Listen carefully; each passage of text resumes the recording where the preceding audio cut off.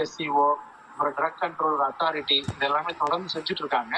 இந்த ஒரு குறிப்பிட்ட விஷயத்துல என்ன நடந்திருக்கு அப்படின்னா, அது அந்த நிறுவனம் என்பது பன்னெடுங்காலமாக நற்பெயர் பெற்ற ஒரு நிறுவனம் இருப்பினும் கூட குவாலிட்டி செக்ல நடந்த ஒரு பிரச்சனையினால டைஎத்திலீன் கிளைகால் அப்படின்னு சொல்ற ஒரு கண்டாமினன்ட் அதில் சேர்ந்து அது குழந்தைகள் எடுக்கும்போது இந்த மாதிரி சிக்கல் ஆயிருக்கு. அதனால நம்ம ஒட்டுமொத்த ஒரு மருத்துவத்துறையோ அல்லது மருந்து விற்பனை துறையோ நம்ம கேள்விக்குறியாக்க தேவையில்லை.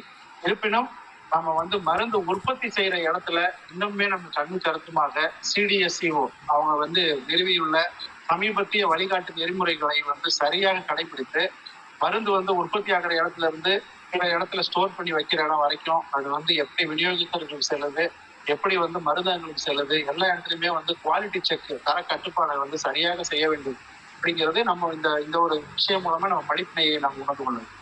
சரி, இப்ப இருமல் மாதிரியாதான ஒரு சின்ன பிரச்சனைக்கு மருந்து எடுக்க போய்